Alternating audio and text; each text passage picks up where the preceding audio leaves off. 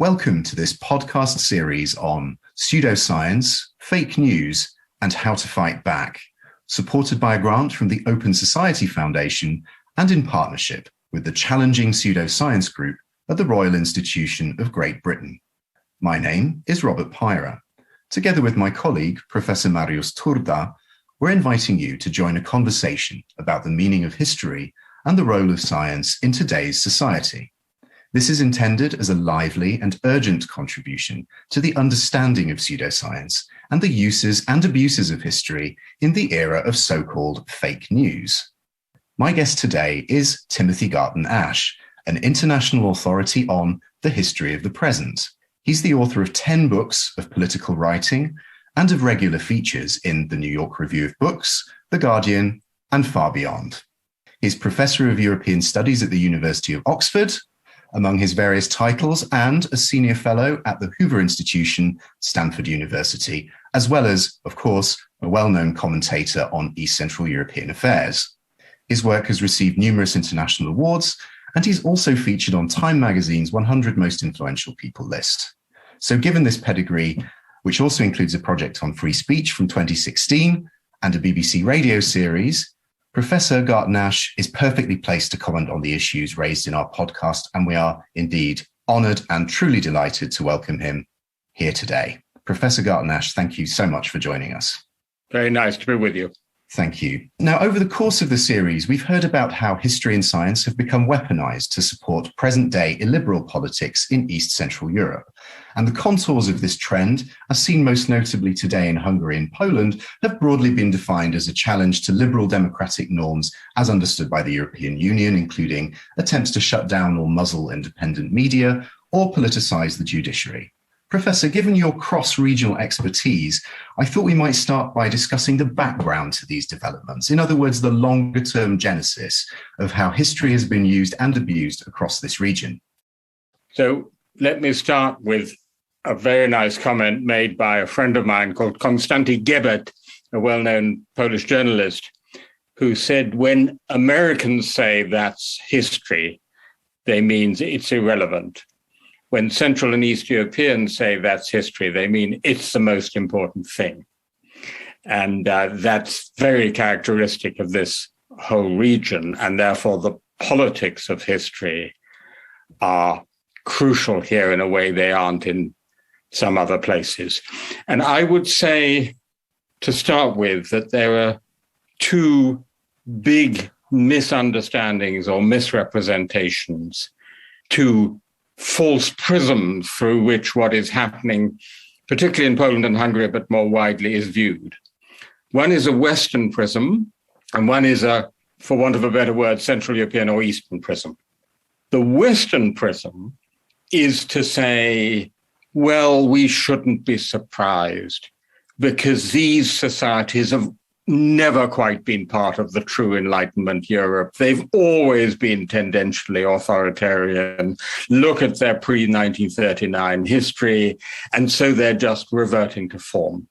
And that is, as you well know, a stereotype of Eastern Europe that goes all the way back to the Enlightenment. There's a wonderful book by Larry Wolff called Inventing Eastern Europe, and you hear it again in the mouths of Emmanuel Macron, people particularly in France, Belgium, Italy, Spain. And basically it comes to the conclusion they're always going to be like that anyway, so what are we doing with them in the European Union? Mm-hmm. The, so to speak, opposite distortion of history is the one you hear from the governing parties in Poland and Hungary, which is a mythological, two-dimensional, highly simplistic nationalist version of their own history, in which Poland always appears only as the heroic, freedom-loving, freedom-defending victim of European history, never as the victimizer. I'm sure you've talked about that in this series. And actually, Viktor Orban, also Hungary, the victim of the Treaty of Trianon, but still, and now even more, the heroic defender of the true conservative Christian Europe against the others, the invaders, be it multicultural postmodern Western Europe or, quote unquote, the Muslim invaders of the refugees. So those are the kind of two big, I think, distortions, one in the region and one from the West about the region, which is where one has to start. Mm-hmm. And given that, Professor, how would you counter both those sets of arguments? And of course, we're talking about a kind of double countering, because we're talking about countering the Western argument in the East and the Eastern argument in the West. Exactly. And so, I mean, the first thing to start with is good history and good journalism, obviously. And the tragedy of this story is that after a long period under communist rule in the Soviet bloc, when there was systematic distortion of history, the most famous and obvious example being the story of Katyn, the massacre of Polish officers in Katyn. When I started traveling to Poland in the late 1970s, the official version everywhere was still that this was 1941 and it had been done by the Germans and not 1940 and done by the Soviets on Stalin's order. So you had this massive systematic, the big lie, Orwellian distortion of history. Then you have a period post-1989 when, using the chances of freedom, historians, journalists, filmmakers, novelists have this tremendously nuanced, interesting exploration of history, Polish-Jewish relations, Polish-German relations. One can acknowledge that Poles were sometimes victimizers, not always the victims, and so on and so forth. And that is why this is such a retrograde step over the last 5 to 10 years, particularly in both Poland and Hungary. So I think that defending what has been achieved in scholarship and journalism since 1989 is the starting point. And in museums, for example, that would be my starting point in the region itself. Critically, of course, defending what is taught in schools. As you may know, the new education minister of the Peace, Law and Justice government is going to introduce a new 2-year curriculum called History and Current Affairs, which is going to be a highly ideological curriculum. Only the other day, I was talking to school teachers in a secondary school in Western Poland. What are they going to do about it? Basically, they have to try and ignore the curriculum in order to give a more nuanced understanding of history. And these are people who spent years investigated the German history of their time, the Jewish history of their time, doing exactly what is needed. And beyond that, of course, crucially, and I know you want to talk about this, media. In terms of the Western narrative, this is a tricky one, because when someone in France says, we're very worried about what's happening in Poland and Hungary, erosion of democracy and human rights and the rule of law, and when I say that, we seem to be saying exactly the same thing. And in political terms, we are saying the same thing. Something should be done about it. But intellectually, we're actually saying something completely different. So that's really quite a tricky one, because if I want the European Union to be more serious about respecting its own proclaimed values of respect for democracy and the rule of law, I need these other people in Western Europe who have these old stereotypes. But at the same time, I want to counter those stereotypes and say, no, look, these are very ancient, important, deeply European countries, and they belong in the European Union. And thank you for saying that, because surely this is where the key paradox arises, or one of the key paradoxes, which is that by saying those things, we actually play into the illiberal hands of those in, say, Poland and Hungary, particularly, who will say, well, there we go. You don't understand us. We have an exceptional history. We've suffered, as you said earlier, we've suffered exceptionally. This plays into the hands of those who suggest you don't understand us and that we are therefore right to forge our own path, an illiberal path at that. So, of course, as you know, every country in Europe is exceptional. Yes. So there's a famous debate in German historiography about what's called the Sonderweg, the special path taken by Germany in the 20th century. And who is normal in that German historiography? Britain and France. So Britain thinks about itself as exceptional, but for German exceptionalism, Britain was the norm. And in every single European country, without exception, you can find a historiography of exceptionalism. So that's point number one. Point number two, I think the difficulty is a slightly different one, which is that when being lectured by the EU about respect for the rule of law, democracy, etc., people in Central and Eastern Europe hear this discourse of Western superiority and the West dictating to the East. Now, when I make that critique, that's not present at all, because I start with a profound, lifelong sympathy with these countries. But it is, in fact, the case that there is that condescension and superiority coming from people in Western Europe who are saying exactly the same thing, which is why it's really important. And here, may I just say that Germany, which is, of course, Europe's central power, and the major member state in the EU, which in a way cares most about Central and Eastern Europe, together with Austria, Germany is so critical because Germany is the country that can do both, can say we have deep understanding and sympathy for your Central European history, but if you want to be a member of the club called the EU, you have to play by the rules. So that's a challenge. Third point, on your proposition that what Central and East European populists are saying is, hey, you don't understand our exceptionalism. But, you know, in a way, what Viktor Orban is doing with great success is something much more ambitious than that. He is turning round the West European discourse, which says the only true Europe is in the West. There was a man called Gonzague de Renan who talked about l'Europe européenne, the European Europe, the true Europe, which in his view was only the Europe of Western Christendom. And Orban turns this round and saying, we're not the exceptional ones. We are the only true defenders of the true European Europe. So we're speaking for the whole of Europe, and you're the dangerous exception in the West. Right. Well, thank you for raising that as well, because one of the things that's been mentioned quite a lot over the series is free speech. And obviously, given your vast and obviously extremely impressive projects on this subject, I wanted to raise it in this context, because how can one defend free speech in these countries if that really is the key to one of the keys to preserving a kind of pluralistic discussion that can challenge these narratives, precisely the narratives that we're talking about from within now, not less perhaps from without? And then how is that possible? Obviously, given that these countries are becoming more repressive, that's obviously one dimension. Another dimension to it, I realize this is a sort of double-pronged question, is perhaps how we counter it then, of course, from the West. Because one thing we've noticed increasingly is this tendency to, and you referred to it earlier, to posit the Western model as flawed because it's postmodern and so on.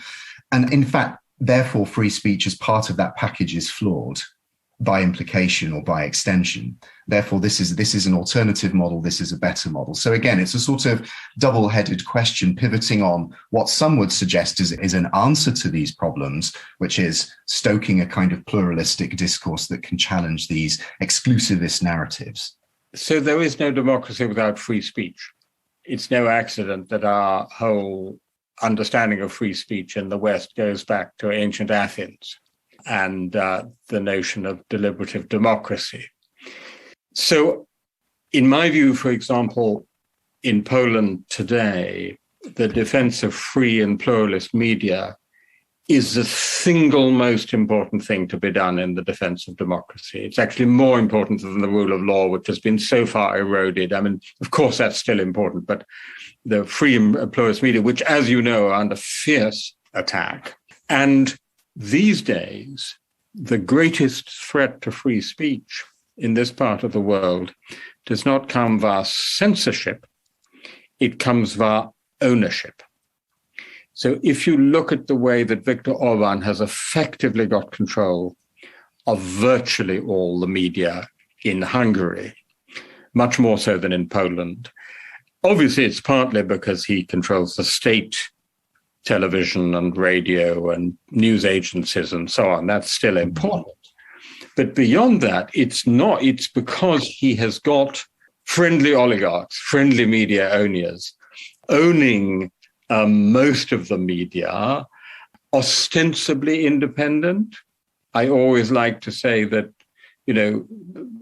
Potemkin only did a Potemkin village, but Hungary in a way is a Potemkin country because the whole country has systems which are meant to look like what is required of an EU member state. So on the face of it, media pluralism is, there have been many different media, many different owners. They're all in cahoots with the powers that be. And for example, state advertising, and this is documented in detail, only goes to the friendly media. So it's by ownership and it's by money that control is exercised. If you look at Poland, again, the attack is coming through ownership and through money. So the same thing is happening with state advertising and state subsidies. The big attempt made recently to take over the most important independent television news channel, TVN, made on grounds of ownership. So in the name of repollinization, nothing to do with politics, of course, you understand, just repollinization. Now, so I think defending genuine pluralism of ownership and the economic foundations of a free pluralist media is here absolutely key. And I wish myself that the EU would be much more active in that respect. Right. It has a very small media fund. I think it should have a much larger media fund. It should be much tougher. To do her credit, the Czech commissioner for the rule of law, Vera Jourova, a Czech commissioner who, by the way, has a large portrait photo of Václav Havel on her wall, so she has a certain inspiration there, is preparing what she calls a European media freedom law. And that could be very important. I think this is absolutely crucial. By the way, one danger is Gleichschaltung and monopoly. The other danger is, and this too reflects on West-East, that Poland becomes like the United States, a hyper-polarized media environment in which basically there are two countries and two different realities. Right. Well, thank you so much. I think that's an extremely useful and detailed answer. And also, of course, going into the question of how to fight back. I mean, you've written extensively on the EU and what the EU can do in this matrix. And perhaps we'll come back to that over the course of the conversation. I just wanted to go into, we've talked about a little bit the fight back and also the how. How is this happening? What are the kind of contours of the shutdown of free speech? But also I wanted to ask a little about the why. Why is this happening? I mean, we mentioned exceptionalism a little bit. I wondered if you, especially because you have quite a personal acquaintance with the region, whether you had any perspectives on why this is happening. We've heard, of course, there are many theories about the kind of rise of populism, but in East Central Europe, it does feel to have a slightly different flavor. Communism is often mentioned, of course, in this context sometimes as a legitimizing factor for the populist course, cleaning out the trash, so to speak, and lustration. This is often used as a sort of justification for the illiberal democracy that Hungary and Poland are apparently pursuing. But without sort of giving you an answer in a question or my answer in a question, I just wonder whether you had any thoughts on the why actually behind what we're seeing today. So indeed, I mean, my own engagement with this region, with Central Europe, started in the late 1970s. And therefore, the great experience of my younger years was seeing the dissident movements, the opposition movement, Solidarity in Poland, culminating in 1989. And I wrote an eyewitness account of the Velvet Revolutions of 1989 called The Magic Lantern. For the 30th anniversary, I did a new edition. I did a long chapter looking at what had happened in the last 30 years, which is to say, to a significant degree now, at what went wrong, and trying to answer your question. So I've thought about it quite deeply, and I'm afraid the answer is complicated, as so often, but let me just signal a few points. The explanation that I think is quite inadequate is the one I talked about at the beginning, namely, it was ever thus. This is so deep in the political culture. Obviously, elements of Horthyism in Hungary, or of endetia in Poland, elements of pre-war political culture have been revived. That is clear. But that's not the primary cause. The primary cause, it seems to me, lies in the last 30 years. And what it is you have the factors that have led to populism in Britain, to Brexit, to Trump, to the success of Marine Le Pen, the AfD in Germany. You have all those factors. And on top of that, you have a set of factors specific to the transition in Central Europe. So to give you a couple of examples, characteristic for all populism is this resentment of inequality, right? Mm-hmm. Peculiar to post-communist Europe is that sense of inequality is linked to a resentment of historical injustice. Here am I was a shipyard worker in Gdańsk. I've stood with Solidarity, had repression as a result. And here I am 30 years later, after the Great Change, still sitting in a two-bedroom flat, unemployed, poor. And General Jaruzelski's former spokesman, Jerzy Orbán, is living the high life in a villa with champagne and caviar and whatever else, so that there's that added sense of historical injustice coming from the nature of the transition, whereas we know members of the nomenclatura, people who were well-placed in 1989, did get rich quick.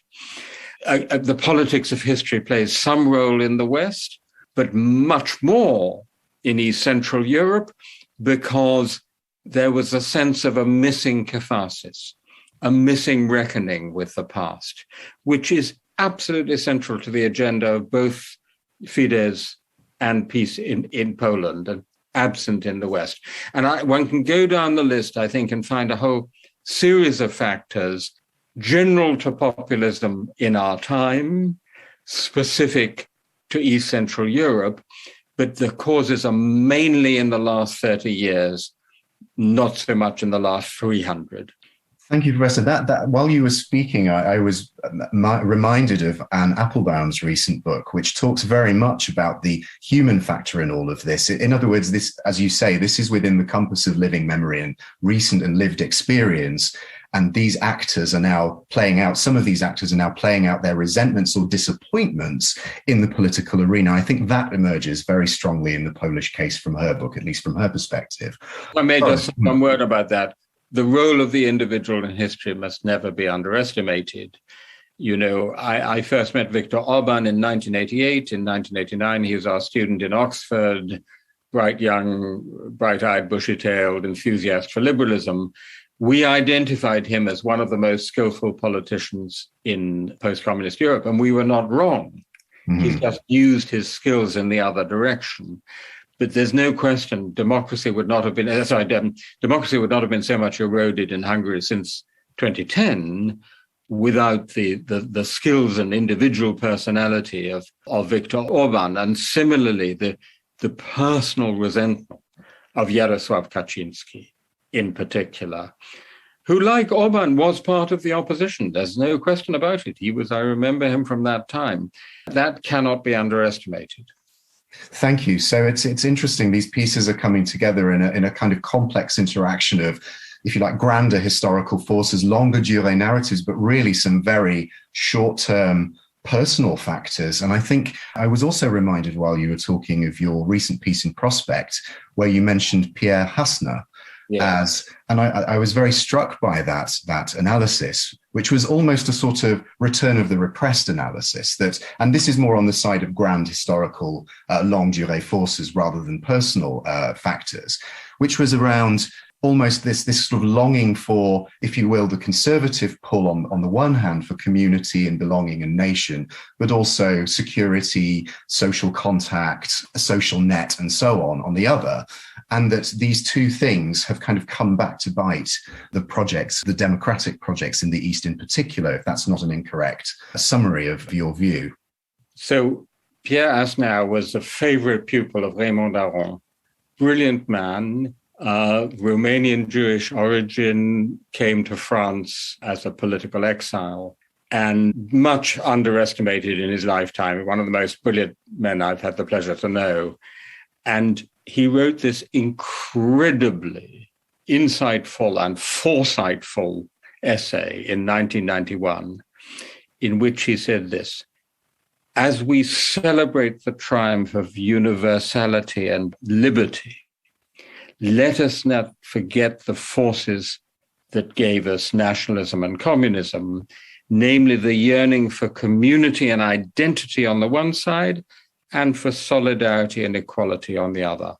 And those two pairs of concepts, which I use in my essay on the future of liberalism, community and identity, characteristic of the right, solidarity and equality of the left, you can use those to analyze Brexit, Trump, Marine Le Pen, Salvini, you name it. They're universally. And then what you have to do is to understand the specific forms in which they come in particular cases. So, for example, everywhere you have this other half of society phenomenon, resenting metropolitan liberal elites. But in Poland, it has the particular form that the intelligentsia has inherited the tradition of the Szlachta, of the nobility. And so people feel they're being handled like peasants and the nobles are looking down their noses at them. In Czech Republic, in Prague, it's Pražská kavárna, it's a Prague coffee house. So in every particular case, there's a specific instance of these phenomena. A local accent or a local flavour. And I was struck as well, of course, by the possible conclusion or the possible lesson from all of this, which was, as you mentioned in this essay, Leszek Kołakowski's 1978 essay. The title alone is programmatic. And I'll quote, if you don't mind, "How to be a conservative liberal socialist." In other words, how to reconcile these apparent polar opposites in politics. And it's fascinating that in Leszek Kołakowski's essay, socialist was the noun at the end. My version of that is how to be conservative, socialist, liberal. I think liberal needs to be the noun, but we need to learn from conservatives about the need for community and identity, not just spend all our time talking about the rest of the world and about Europe, but also reclaim the nation, which not let it be the property of the nationalists and the populists. And then the socialist dimension, going to Pierre Asner's solidarity and equality, which, of course, both Orban and PiS have very successfully done, because it is a fact that 500 plus, 500 plus, the program of monthly payments for the children of poorer families, has made a huge difference to people's lives. The other day, I was talking to Rafał Trzaskowski in Warsaw, the failed candidate in the 2020 presidential election, and he told me a really fascinating story. He said, in a small town in rural southeastern Poland, a mother said to me, I don't like Kaczynski at all, I don't like PiS at all, but I will vote for them because they gave my son his first vacation. Right. Yes. And that's very telling. Yeah, we heard actually something similar in the Romanian case. Now, of course, the Romanian case is rather different insofar as this is not a kind of programmatic liberalism that we're seeing. We are seeing the rise of the right. We're seeing older narratives being reshaped, history being used and abused, if you will. But what we are seeing is contemporary concerns such as housing, education, being used and in effect taken to the top of the political agenda and inserted with right-wing populism, if you like, rather than right-wing something populism. On that. So you have left-wing social and economic policies together with right-wing cultural and policy and foreign policy. Yes. It's a very skillful approach which takes different segments of society and finds what their particular needs are and then addresses them. Viktor Orban does this quite targeted for specific groups, and it only works for two reasons. First of all, because you bind this all together with a heartwarming, inspiring narrative of the proud nation standing up for itself again. So we come back to the beginning of our conversation. This simplistic nationalist two-dimensional version of history is what binds together all those different interest groups. And secondly, this only works while you've got the EU to pay for it. Yes. The billions of euros transfer. So it is a quite specific model that only works in the conditions of EU membership.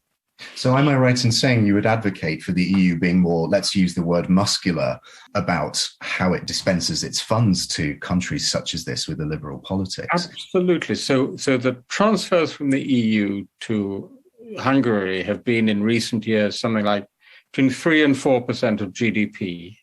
Total annual GDP growth has only been 4.1%. So it's almost equivalent to the total of, and it's central government money, which can allocate where it likes. And at the same time, Viktor Orban ran the 2018 and won the 2018 election campaign by attacking Brussels. Stop Brussels was one of his slogans. So I always like to say that, Boris Johnson preaches cakeism, have your cake and eat it. But Orban actually practices it. He has his cake and eat it. And that cannot be right. So what the task for Europe, specifically the EU, is to reconnect the Europe of values and the Europe of money. I wonder, to get the money, you've got to respect the values. Indeed. No, that's a powerful argument. And it's one we've heard you say before, where we're grateful to hear it again in this context. Since we're on Orban, I wondered if you had any thoughts about his, what others have defined as sort of shape-shifting nature. If indeed the EU succeeds in getting its act together, if you will, and not allowing Orban to bite the hand that feeds and to continue feeding off funds while attacking them, some are already suggesting that he's making a strategic pivot towards China, obviously with vaccine politics to some extent too. I wondered if you had any views on this. What might his next move be? What are the prospects for illiberal politics in Hungary now under Orban? So I was there recently and met the candidate of the United Opposition, Peter Márki-Zay, who's fascinating because, as you know, he's a conservative Catholic, father of 7 children, mayor of a small town. And so, as he said to me, I'm everything that Viktor Orban pretends to be. So the first thing that has to happen is he has to win. And there's some suggestions. I mean, I'm sure Orban will fight very hard and use the whole state propaganda machine. But some people are saying that Orban is already preparing for an election defeat. So that, for example, the universities have been put in the hands of what are effectively foundations that he controls and many other parts of society. So there is potentially a very interesting new phase in which he and people like him control great areas of society and of the economy, but not actually, formally speaking, the government. That's point number one. Point number two, as you know, in a famous speech in 2014, he said maybe liberal democracy is not the modernity of the future. Maybe the future lies with illiberal models like China. And he's clearly played the China card and indeed the Russia card for all it's worth. But I think one shouldn't have any doubts about this. It just doesn't work for Hungary simply to become a Chinese protectorate. That won't work inside the EU. The trade, the investment, all the ties are overwhelmingly with Europe. So the risk, I think, is that people will be able to continue to have illiberal regimes playing both sides while remaining members of the EU, rather than, so to speak, they wholesale defect to the China camp. Right. Thank you. I mean, one thing that occurred to me, actually, we haven't talked about much. We've obviously these subjects are all interwoven. We've talked quite a lot about the kind of political dimension to this issue, as in what's the genesis of illiberalism in Hungary and Poland in particular, the economic factors as well, the EU's role. We haven't talked so much about the cultural aspect. And what I'm getting at is, again, it's a little bit a version of the exceptionalism argument, but transposed to the realm of culture. Catholic values, we did talk about it a little bit in terms of the kind of conservative camp. As as I say, I can fully understand there are political levers we can pull, there are economic levers we can pull to suggest that there are other ways of looking at the political construct in Hungary and Poland. But the cultural argument is quite a difficult one to overcome, I would suggest. This seems to me a really interesting question. Do we prioritize the fundamental conditions of liberal democracy in Central and Eastern Europe, or do we prioritize social liberalism? Mm-hmm. I think that's a real choice, and I would argue strongly for the former. You know, and you know very well, that large parts of these societies are themselves quite socially conservative. And I think it's a long-term process to have, as it were, the modernization and liberalization of these societies. And people have to feel that it's a free, autonomous, if you like, an organic process, which, by the way, is happening. What 40 years of communism totally failed to do to the power of the Polish church, 30 years of capitalism are doing. Mm-hmm. You know, that is clear. The process is happening. But I'm not sure that it is wise for the EU to put that at the top of the agenda and try and, as it were, force the process. Right. I personally would say, look, my beef, and this is what I do say, by the way, my beef is not with your socially conservative agenda. I happen not to agree with it. I profoundly disagree with it. But it's your perfect right to advance it, just as it was the perfect right of British conservatives to advance such an agenda. My beef is with destroying the level playing field, destroying the basic institutions of liberal democracy and a free media. Yeah. And that's where I think we should put the emphasis. Because, of course, part of the trauma of transition has precisely been rather socially conservative and fairly homogenous societies being sort of catapulted into a 21st century multicultural, very open, progressive Europe. Mm. Well, thank you, Professor. That was an incredibly useful, I think, excursus. But I think what I'm getting at as well is it's less to say you must change your belief system, but it's more this use of conservative arguments to actually posit scientifically false ones, or indeed shut down voices. Can I just add one thing on this? In my own field of history, of course, we're seeing exactly that, where historians who make well-founded, empirically substantiated claims about elements of collaboration during the Second World War, for example, or anti-Semitic actions of the anti-communist underground in the years after 1945, are sidelined, put on ice, at the extreme sacked and robbed of their funding. And you know, the question of cultural funding here is very important because, you know, to go with Karl Marx and the importance of material infrastructure for a moment,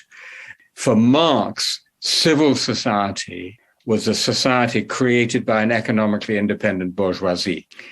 And what we have discovered with the sort of illiberal counter-revolution in East Central Europe is that you don't have a sufficiently strong independent bourgeoisie to sustain independent culture and independent civil society.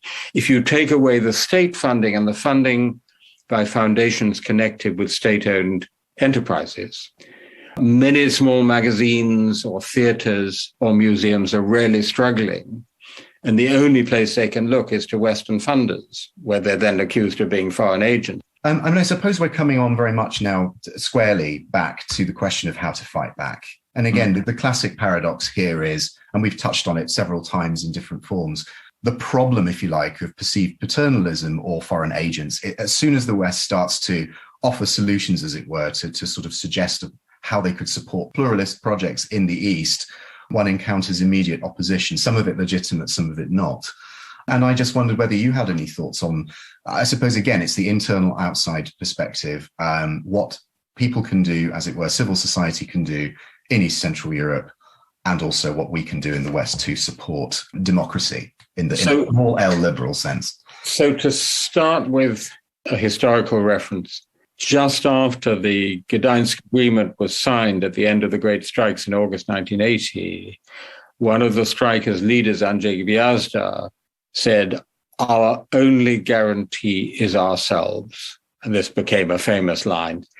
And that remains true. I mean, it's ultimately it's up to the Poles and the Hungarians and the Czechs and the Slovaks and the Slovenes. They are the people who will defend democracy. And they are.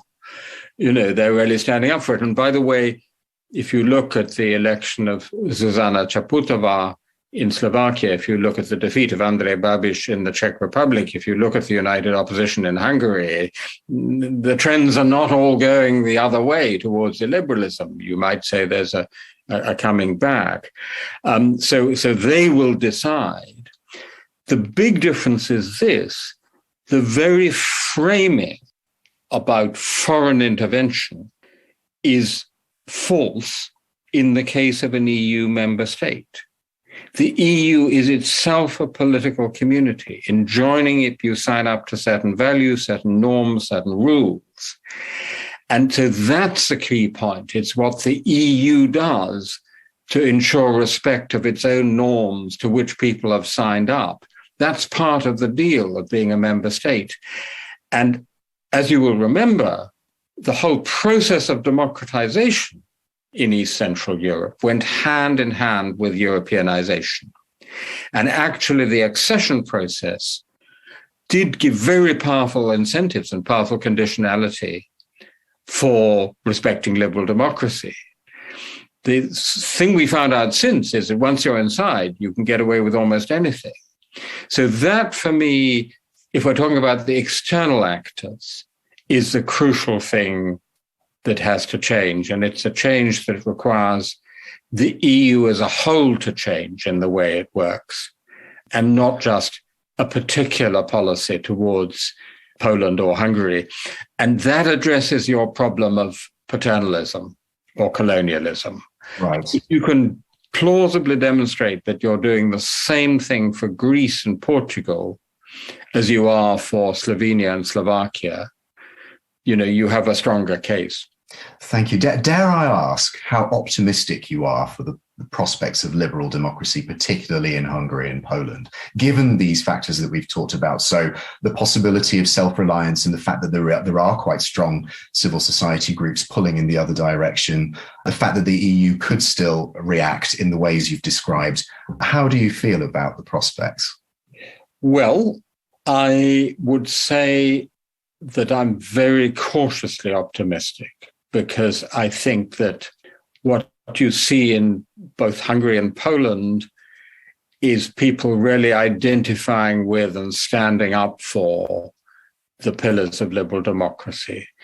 So what happened in Poland, for example, is that all those wonderful laws and institutions and checks and balances and the constitution just came as a package with the return to Europe and the West.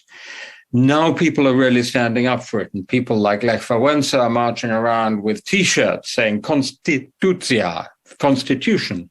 I heard a crowd in Krakow chanting triple separation of powers, triple separation of powers. So you're getting a kind of constitutional patriotism. If, and it's a big if, the EU, particularly under the influence of the new German government with the Greens and the Free Democrats, becomes much more stronger and principled in this respect, and if the larger tendency in the West and the world goes back towards liberal democracy, then one can be optimistic, because ultimately for these countries, the larger trends in Europe and the wider world are very important. They didn't become fascist on their own. They became fascist because that was the way things were going in Europe and the world. So the domestic forces, the EU as an actor, and then the global trends. And if all three of those line up in the right way, then I think one can be cautiously optimistic. But I'm afraid I wouldn't take a very big bet on it. Right. My formula is always pessimism of the intellect, optimism of the will. Right. What a wonderful note to draw to a close on. But if you don't mind, just one final, very short question. Perhaps it could be very long, but I'll try to make it short, which is really whether you would advocate for academics, intellectuals becoming more like activists in the scenario that we're describing. It's a very difficult choice. One sticks one's neck out, so to speak, and it becomes, especially in Poland and Hungary, a question of perhaps even losing one's job. There is the famous case at the moment of the Uniwersytet Pedagogiczny in Kraków.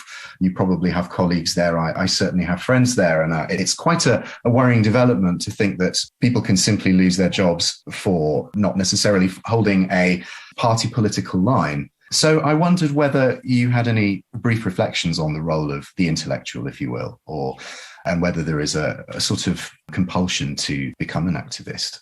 So I think our job is to seek the truth, to find it as best we can, and then to tell it as best we can. Basta. That's the essence of our job, and one should never compromise on that. So we should certainly not ourselves be advancing partisan or partial versions of things. We should always remain nuanced and accurate and fair. But beyond that, if the question is, should we as citizens, as Europeans, engage to support our friends, in my case, friends often of, a lifetime, who are standing up for the values we believe in Central and Eastern Europe? Of course we should. Absolutely we should. Mm-hmm. To speak the truth in some circumstances, as Solzhenitsyn reminded us, is itself a highly political act. So there's a bridge between the two, but I would not put it in the shape of academics and journalists should become activists. I don't think that is right. The cobbler should stick to his last. Our job is to seek the truth and to tell it, but absolutely supporting our friends who are doing that in much more difficult circumstances. Professor, all that remains is to thank you for your time, for your generosity, and for your incredibly useful and important reflections. Thank you again for your time. It was a great pleasure.